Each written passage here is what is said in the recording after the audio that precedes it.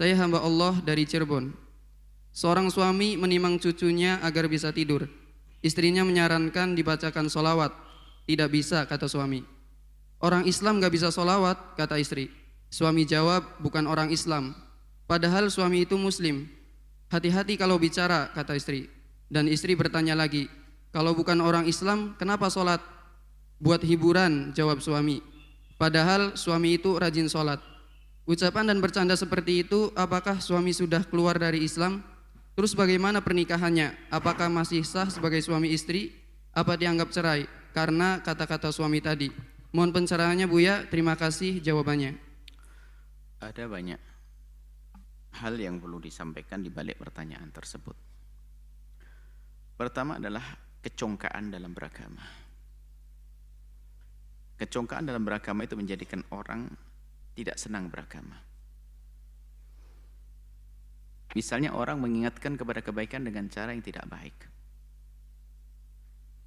maka bisa menjadi sebab orang tersebut mengingkari kebaikan karena disodorkan dengan tidak baik. Padahal mereka pada sesungguhnya ingin menerima, cuman karena disodorkan dengan tidak baik, maka menjadi dimuntahkan kebaikan tersebut. Sehingga dalam bahasa sederhana, al-haq, bahasa sederhana, sering kami sampaikan al-haqqu, kebenaran, harus dibungkus dengan al-akhlaqu, dengan akhlak. Maka bisa jadi memang sang istri tadi cara ngomong itu gak enak, bikin kesel. Dia bilang begitu, ada baca sholawat apa? Ngingetin gak enak banget.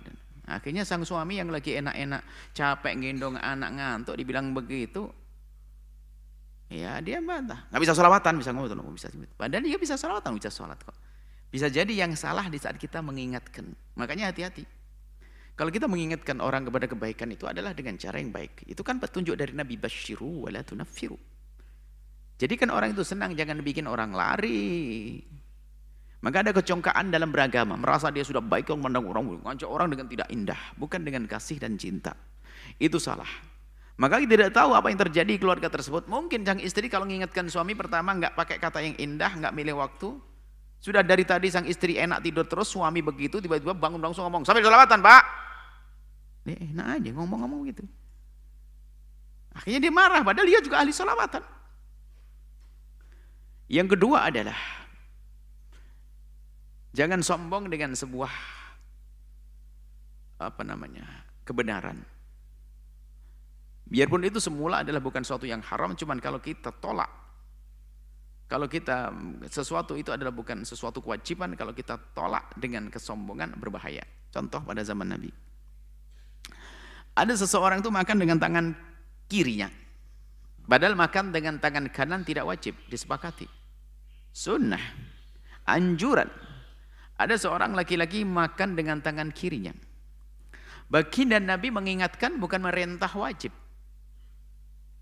Kenapa kau tidak makan dengan tangan kananmu? Kan bahasa indah. Padahal mungkin dia bahasanya apa? Orang kita, orang apa namanya? Orang, kalau bahasa Jawa itu kede. Kidal. Sudah terserah, pokoknya itu. Takut salah. Kalau calon ngomongnya tidak enak, namanya apa? Kidal. Cadel. Kebalik, cadel sama kidal. Oke, kidal. Baik, dia kidal mungkin dia, atau seperti apa.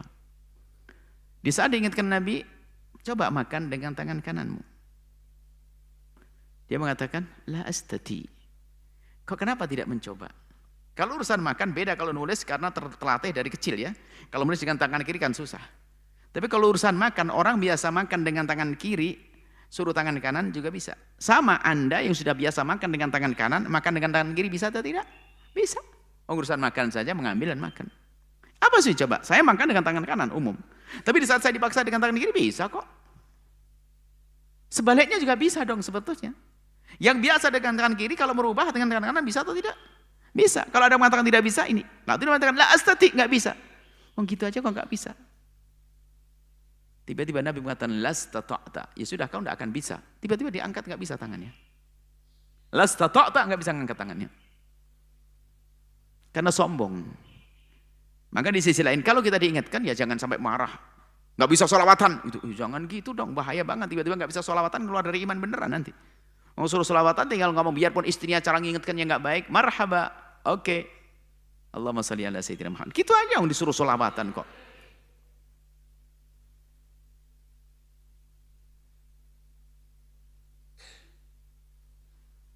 Jangan sampai, itu kan ada dua cara yang baik, cara mengingatkan. Ada suatu ketika ada orang robek Al-Quran, ternyata bukan karena marah. Karena dimarahi sama gurunya terus gini-gini, sampai dia marah, robek Al-Quran. Loh, yang menyebarkan kan gurunya dia. Astagfirullah. Tapi kita nggak boleh melakukan ini, artinya kita tidak boleh menjadi orang salah yang pertama, tidak boleh menjadi orang salah yang kedua.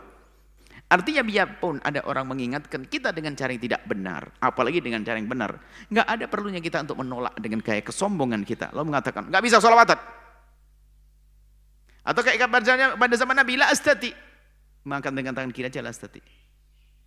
Jangan biasa dengan kesombongan juga nih. Kalau diingatkan oleh seseorang, terima dengan lapang. Ucapkan terima kasih.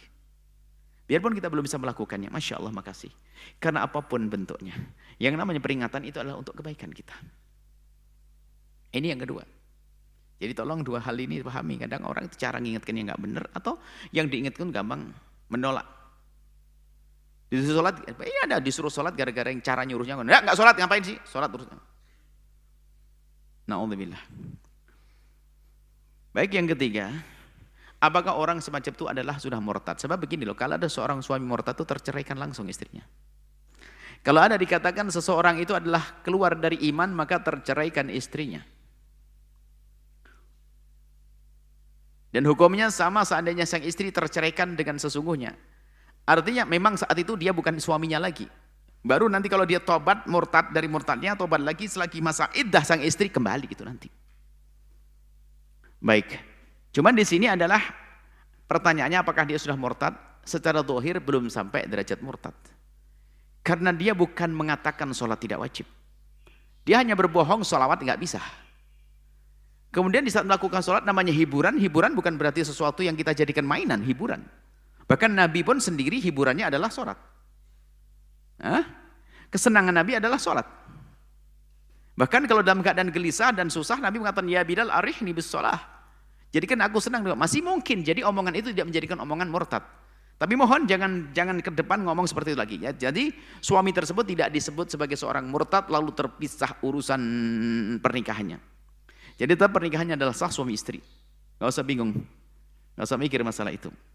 Kecuali sang suami murtad beneran, maka akan terpisahkan. Jika sang suami tidak tobat sebelum masa iddah berakhir, maka akan terpisahkan selamanya. Kecuali nikah baru lagi dan dia masuk Islam dulu. Seperti itu. Jadi itu tidak dianggap sebagai kemurtadan karena tidak ada kalimat soreh terang-terangan, dan itu pun juga tidak merendahkan sholawat dan juga tidak mengingkari, akan tapi cuman dia mengungkapkan kalimat-kalimat yang seperti itu. Nggak bisa sholawat, sholat demi hiburan. Itu bukan sesuatu yang mengkafirkan. Tidak dianggap sebagai sesuatu yang mengkafirkan. Akan tapi siapapun hati-hati. Sebab urusan kan kita menghukumi zahir. Tapi batinnya nggak tahu, jangan-jangan memang batinnya sudah keluar dari iman, urusan dengan Allah. Biarpun dia dianggap Pak Kiai dan Haji dan Ustadz, kalau ternyata hatinya munafik, dia kafir batinnya. Tapi kita nggak boleh ikut-ikut dalam hal ini. Tapi di akhirat nanti nggak ada surga baginya selamanya. Biarpun dia katanya ahli sujud, karena dia munafik. Imannya keluar dari hatinya. Semoga Allah menjaga iman kita semuanya, menjadikan kita ahli surga, baik di dunia dan baik di akhirat. Wallahu a'lam bishawab. Setelah Anda menyaksikan video ini, jangan lupa berselawat kepada baginda Nabi Muhammad sallallahu alaihi wa alihi wa sahbihi wasallam.